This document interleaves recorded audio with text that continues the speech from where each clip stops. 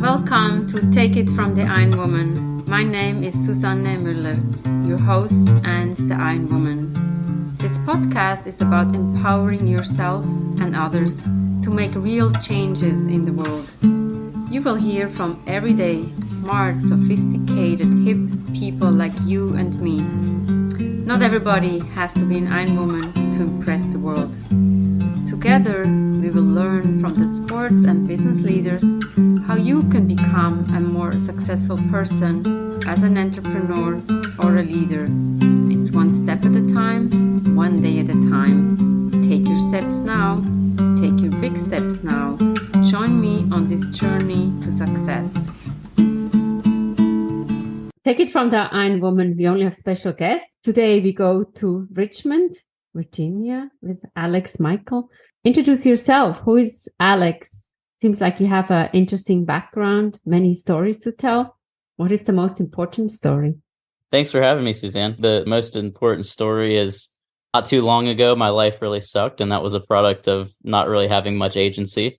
Now, a couple of years later, it doesn't suck. I actually really enjoy waking up in the morning, and I look forward to it, which is quite a shift. I think there's a number of sort of macro and micro reasons for that. I guess that's kind of my story. I'm an entrepreneur now. I'm training to become a volunteer firefighter. I write a bunch of existential ramblings on the internet, and I really enjoy all those things. That's who I am. Cool. Let's unpack that a little bit. In the bio, it says, which is funny, Alex Michael is a formerly miserable corporate guy turned entrepreneur and writer.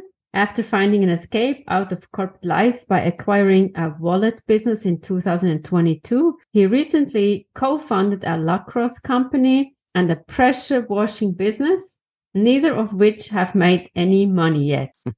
When you introduce yourself, I was thinking, where were the turning points? I hear a lot of people, even though we hear a lot of people who are losing their jobs, I also know that a lot of people are hating their jobs. What was your turning point when you said enough? What happened? Sometimes you have a pivotal moment. What happened to you? I wrote about something recently where it seems like a lot of changes in our lives happen gradually and then all at once, which is something I stole. I did not come up with that, but it's wonderful phrasing because these things sort of pile up below the level of our conscious awareness. All of a sudden, one day it becomes very clear and it sort of crosses that threshold into your awareness and you're, oh my gosh, everything is terrible. But obviously that didn't just happen overnight. For me, it was the accumulation of years of just working on things that I didn't find interesting for other people.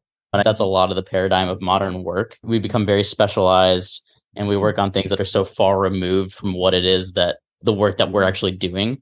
I think it's a very unnatural paradigm. But I think that just all kind of came to a head for me. It happened gradually and then all at once. Give us some examples. I know I was miserable in my job too. And I was like, what else can I do? What else can I do? How did you find something that you liked on the other end of that paradigm? The interesting thing is my dad was an entrepreneur and I always knew that entrepreneurship was a foregone conclusion. And I said that, I just didn't know how it was going to materialize. There's that interesting balance between not forcing something and waiting for the right time for something to happen, but also you can do that to the point where it never happens as well. A lot of time can pass and it becomes sort of dangerous. I think it got to the point where it was a fortunate set of circumstances. I was miserable enough. I had reached enough of misery to throw caution to the wind at that point. COVID happened. I had collected enough money to where I could kind of afford to make a bit of a leap. It was just opportunistic. A lot of good things happened and maybe it happened the way it was supposed to. I'm not really sure. And your father was an entrepreneur, so maybe that you have that in your DNA. Another point there too is, have you heard the term shadow work or shadow careers? I guess for anybody listening, the idea of shadow work is what your true calling is, what you really want to do, but maybe you're too scared to do that or for some reason you don't pursue that. And so you pursue some sort of diluted approximation of that. I've thought a lot about this because I'm curious to what extent some parts of entrepreneurship are that for me. Entrepreneurship at its core, a lot of it is just having agency over your work, which I think is what we all want. A lot of us pursue entrepreneurship not out of a desire necessarily for entrepreneurship, those that do at least, but out of a desire for agency and out of a desire for control over your day and your work and your time and your income. I'm curious to what extent that maybe played a part for me, but it is in my DNA in some capacity, to answer your question. I know a lot of people say, oh, I want to be my own boss. They become an entrepreneur and then they realize, oh my God, I have many more bosses. It's harder. I said to a colleague of mine, being an entrepreneur is much harder than going to an office. He said, no, no, no, no. Okay. And a few months later, he sent me a message. I think you're right. That's funny. He was a colleague of mine. We were in a similar situation. And he always said, I want to quit my job. I want to quit my job. And I don't quit your job yet unless you have an idea. We see that picture of success and goes all uphill. The other picture where it goes sideways and backwards, that's a much more realistic picture of what an entrepreneur and success can look like. Absolutely. Well, and that's why I asked the question. I was curious whether he worked for somebody or if he was already an entrepreneur. Totally agree with you. It's like anything. The realities don't show themselves until you're in the midst of it. How does a typical day look for you as an entrepreneur? It's all over the place. I'm allergic to structure, for better or for worse. I can't stand it. That's why I just don't working for other people. I don't schedule or plan things today. So for instance, today we had our call scheduled. I spent some time just kind of looking into more of your bio and thinking about what our conversation might be, listening to your podcast. Obviously wouldn't do that on a normal day. I had another meeting this morning. I prepped for that meeting, but just totally depends on the day. One day I might be working on one of the companies and I'll spend 3 hours working on the wallet business and whatever needs to be done there. One day there's some strategic planning that needs to be done for another company. That has its ups and downs, but I guess the short answer is every day looks very, very different. That's why you're an entrepreneur, because every day looks different. For sure. Ultimately, there's a balance between there are things that need to be done to drive any project forward, obviously. Come too reactive, nothing happens. But I'm trying to balance that with not losing sight of the fact that the whole point of this is being able to work on what I want to work on when I want to work on it, which sounds selfish and self-serving and maybe a bit childish. But the point is, I don't want to wake up any particular day and feel completely beholden to a task or a person or a thing. Now, my devil's advocate question is still, do you have a structure, even though you say you are allergic to structure, or how are you disciplined enough to get up in the morning and do what you like to do? That we still have to get up in the morning. How do you motivate yourself? Good question. First things first, that dog you heard barking a second ago, he goes out first. That's number one. I got an old man dog, and so he's number one. That helps me kind of get outside and just not stare at a screen for the first 20 minutes of my day.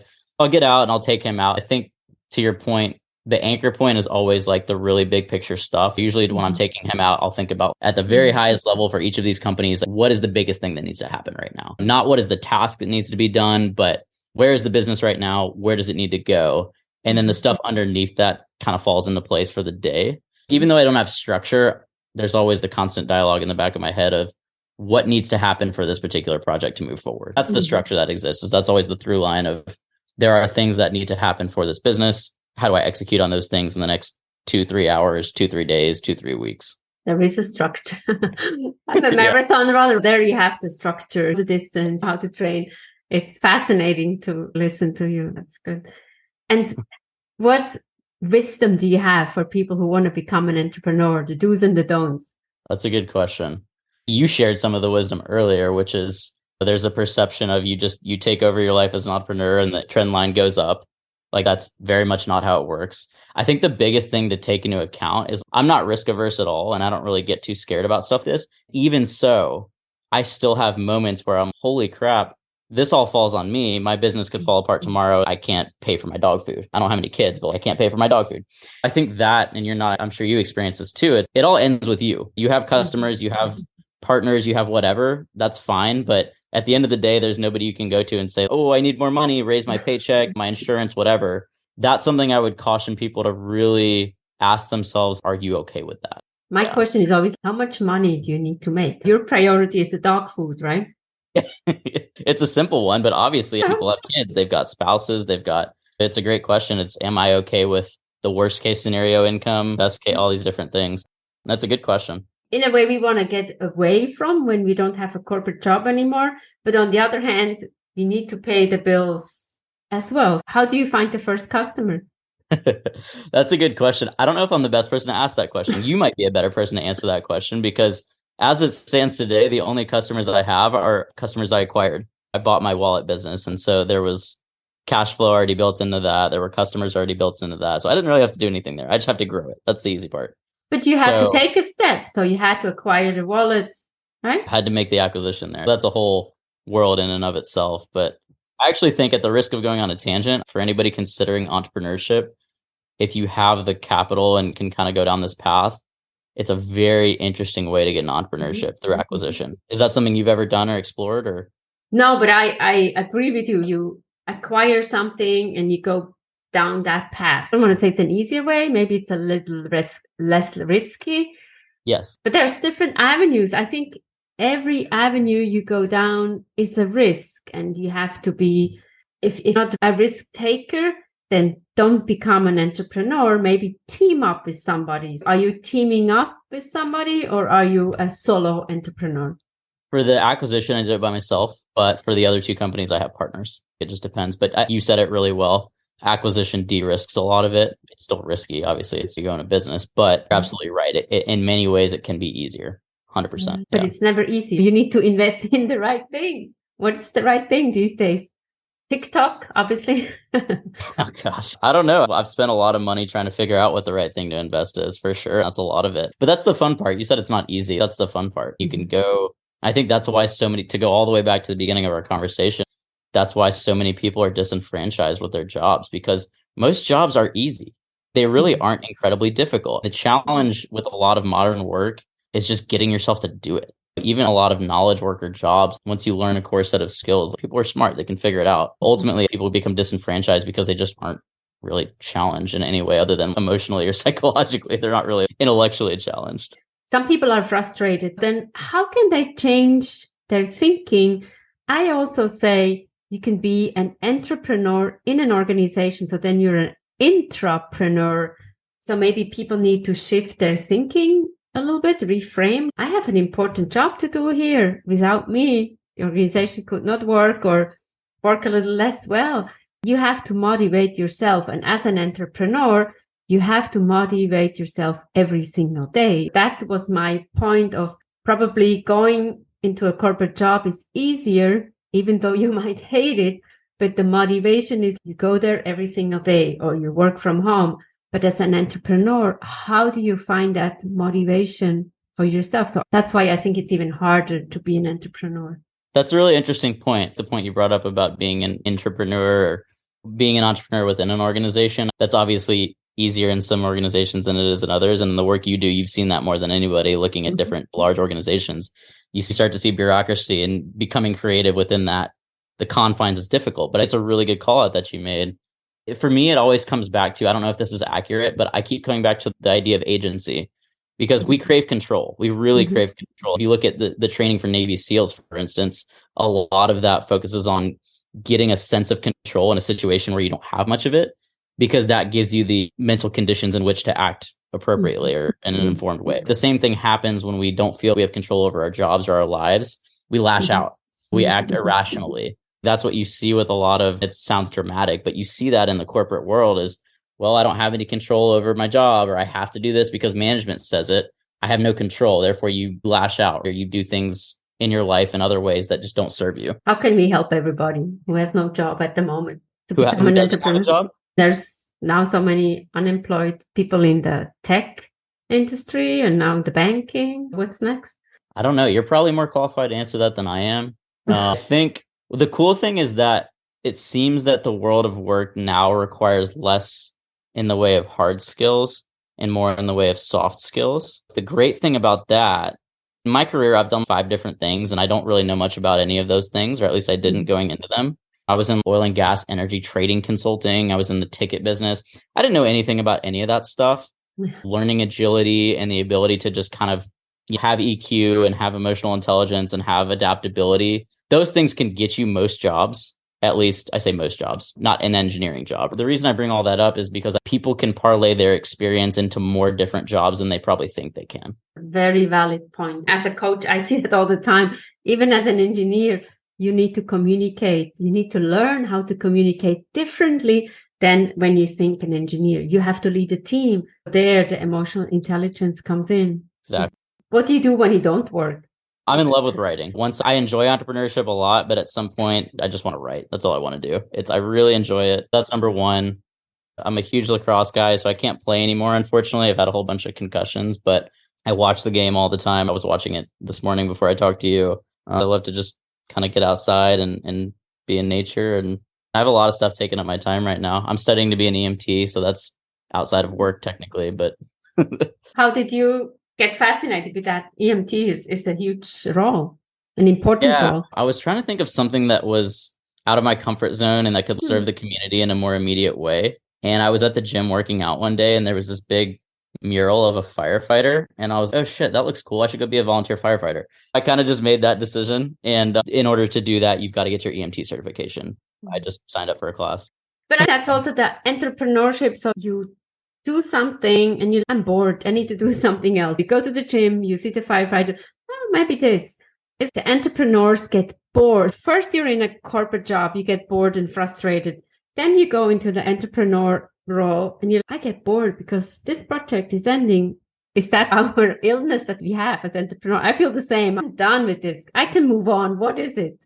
I had a feeling you might be the same. When I was looking at your bio, I was like, she works on a lot of different stuff and also runs tons of miles. We're probably pretty similar. You can call it an illness. I'm okay with that illness, but yes, definitely.